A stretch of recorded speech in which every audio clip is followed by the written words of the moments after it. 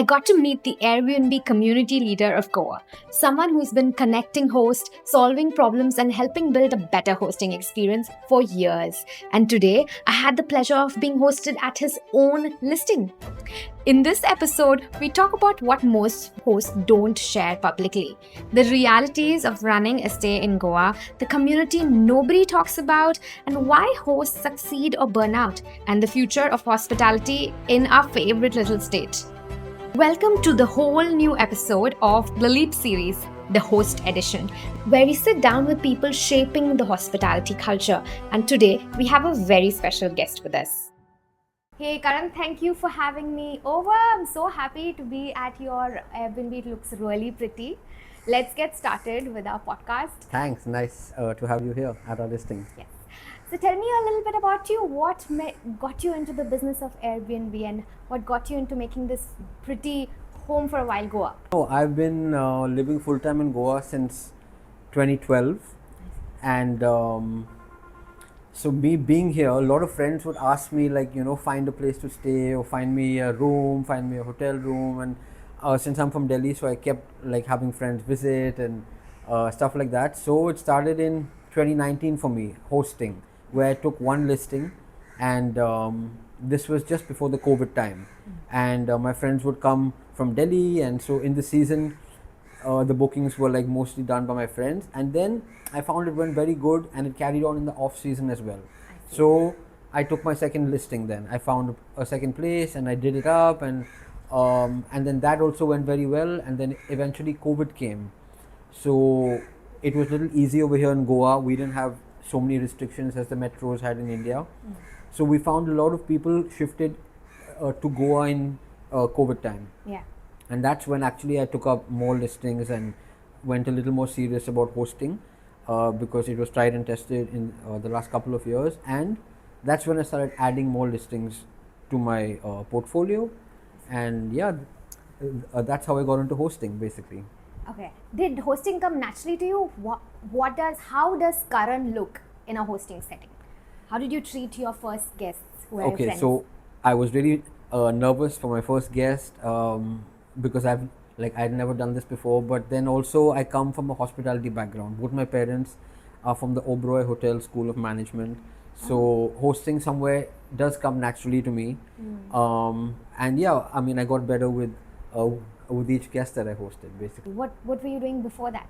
And when was that one moment when you thought, you know what, I'm going to do this full time and I'm going to shift professions altogether? Was there an aha moment or something? Yeah, so I actually came to Goa for the music, and Alright. because I used to also play music earlier. Oh, so that was your profession?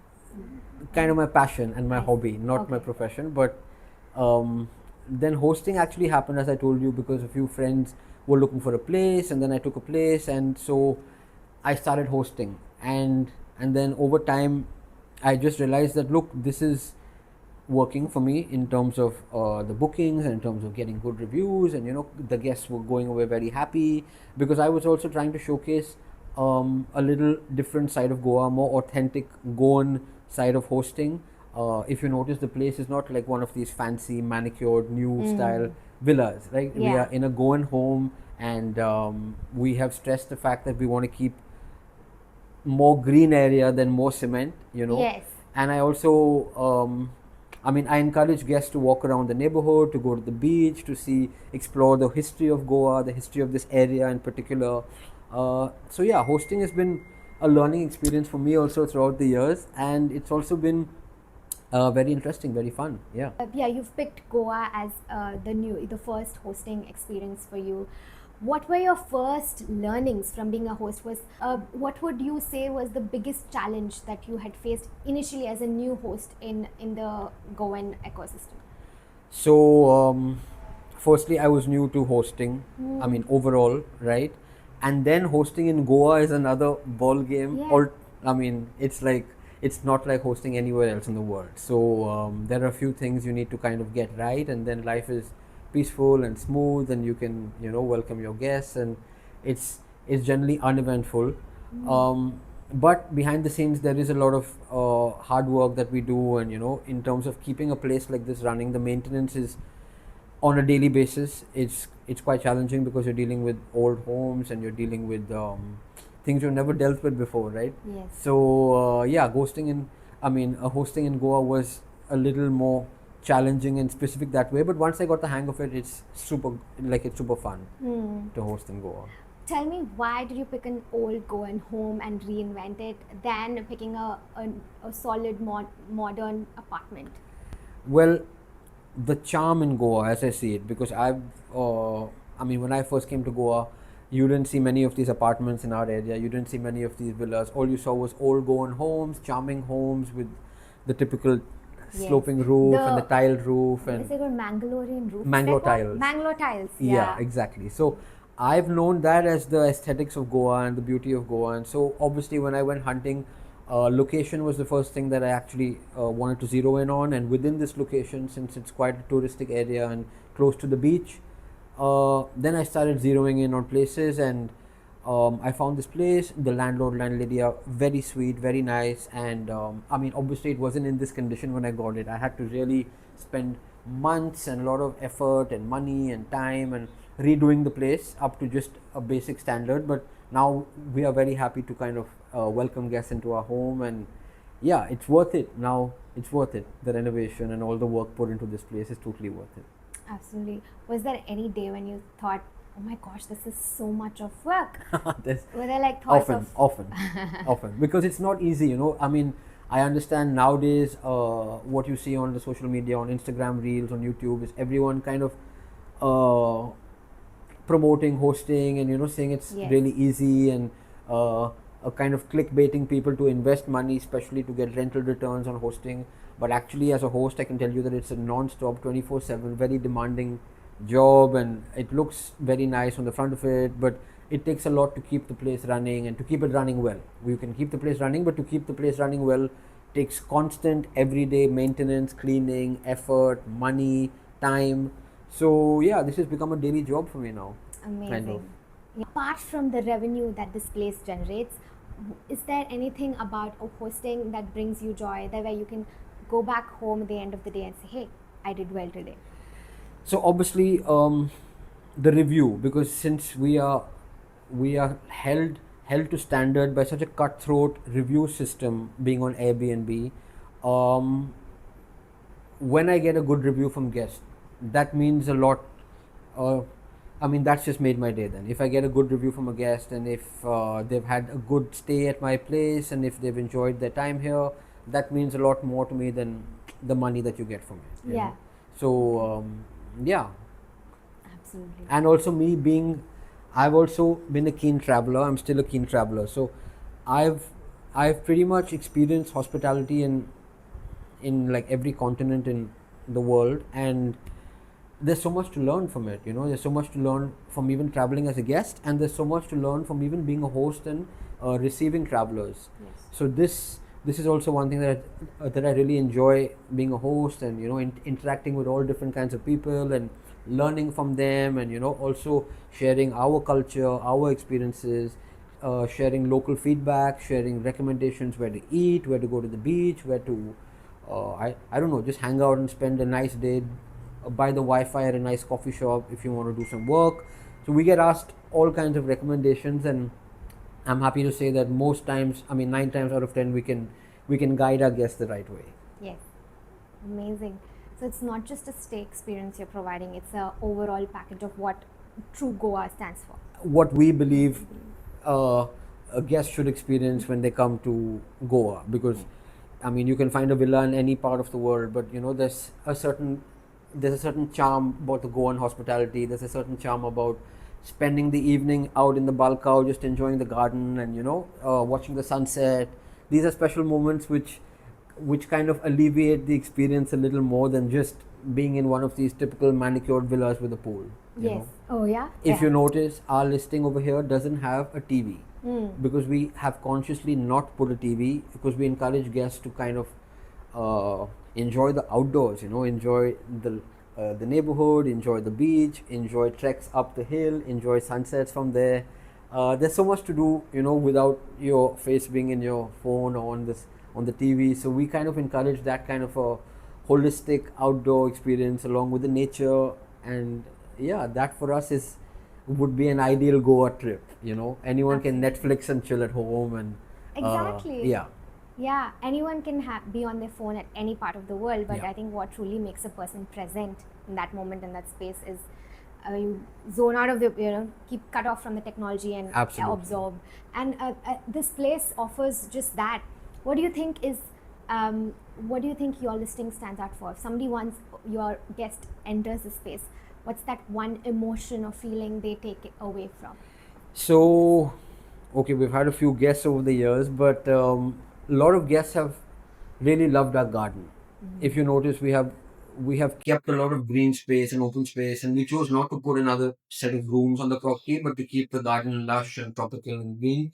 So a lot of guests have loved the fact that we have this lovely garden, and there are like all types of fruit trees, and there are birds, and there's tons of action going on in the garden. So Yeah. I would say the garden is our number one highlight, and also our location is like Central.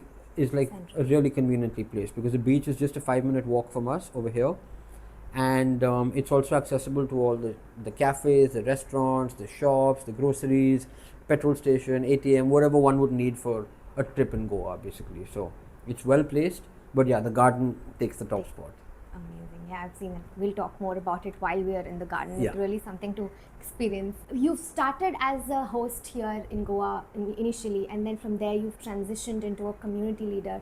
Now you bring in all of these hosts together, and more or less you guide a lot of people. You're Yeah. also uh, you bring in or you're the mediator between both these parties. How did that transition happen over the years? And I started with one listing, and then over the years, I slowly added more and more listings to my portfolio. Based on location, because based on my time over here in Goa, I kind of understand which locations work well for an Airbnb, which are the touristic places, which are not. And so yeah, this started as just hosting, and then over the years, I mean, since COVID, this thing just went buck wild, where you had suddenly a whole lot of people who were coming in to invest money into properties, and then you had a whole lot of people running Airbnbs on these properties eventually. So the differentiating factor was really important, to differentiate yourself between these other millions of listings around. So that kind of solidified our decision to keep this kind of a vibe to our homestay, and to do it more like in terms of an aesthetic way, in terms of a more holistic, natural way. Yeah, so yeah, this carried on, and it took us a couple of years to also find our niche, and it was really good fun in these years. And over the years, you meet other hosts in Goa who are hosting.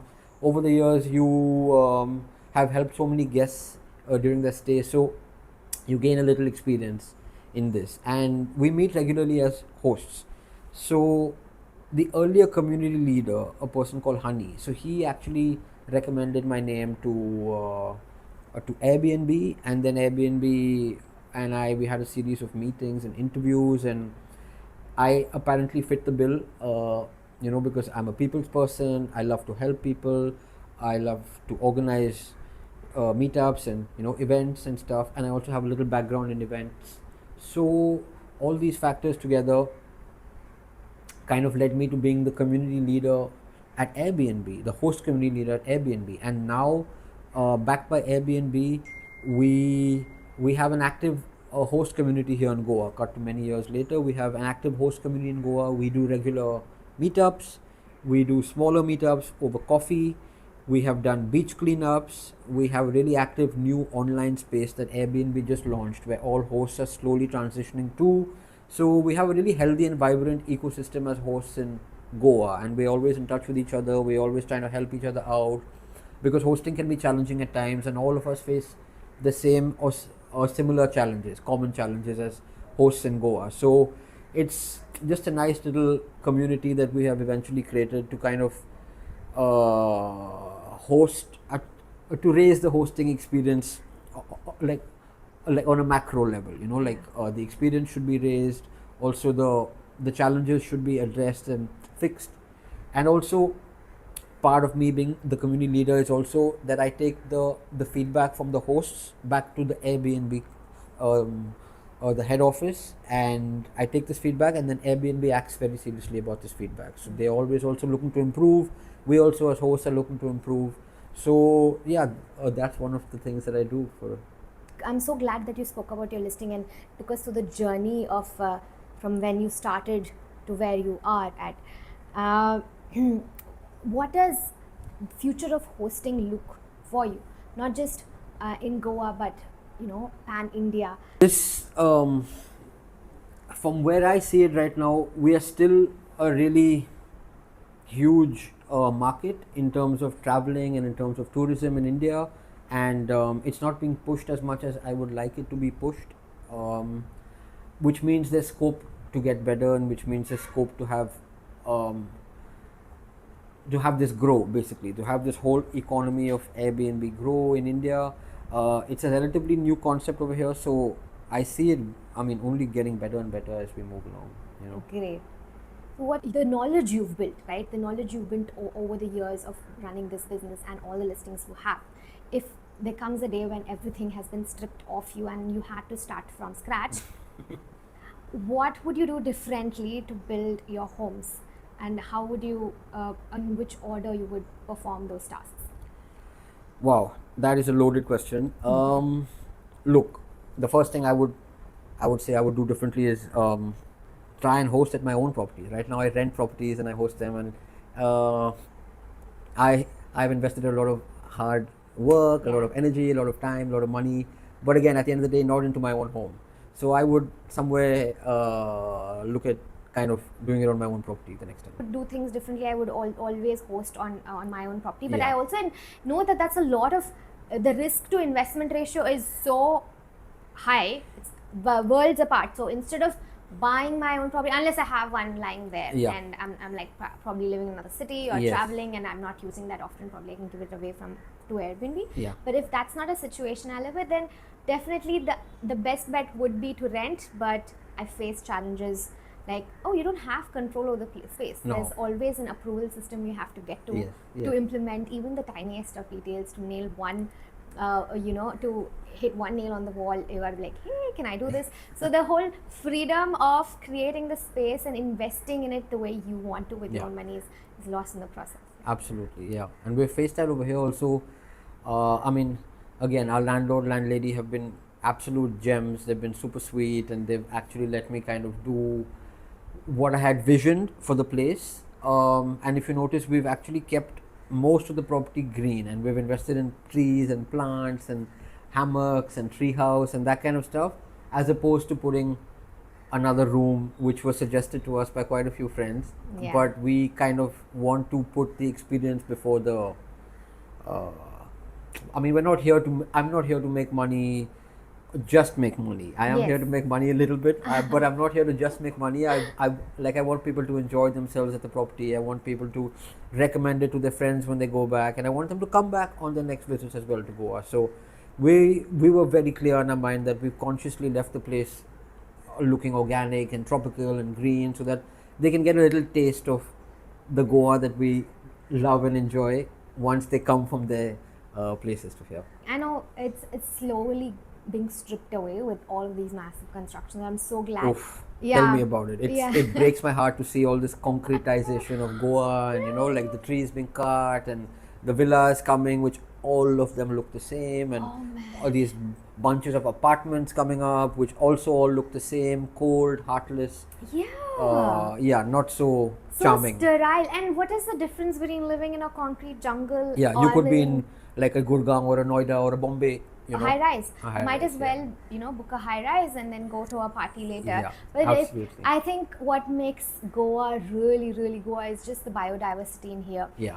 When I first took my place, the amount of the wildlife, the flora and fauna there, and the mornings being so different from the city life I grew up all of my life. I lived in a concrete jungle for almost 32 years of my life. Wow. And going from those sirens, you wake up to the sound of pollution, all those Horns, honks. honking, and then shouting. And I mean, I came from Delhi, so the number one thing that I was looking to escape was the pollution in Delhi, Yeah, man, which tell is me critical about level it. now, I hear. I But really- yeah, I'm so happy and blessed to be living in a place like this. And Yeah, I remember thinking, and I put it up on my Instagram story. I remember that last year, this time I was in Noida, and I was like, damn, I really, really wish I could run and breathe.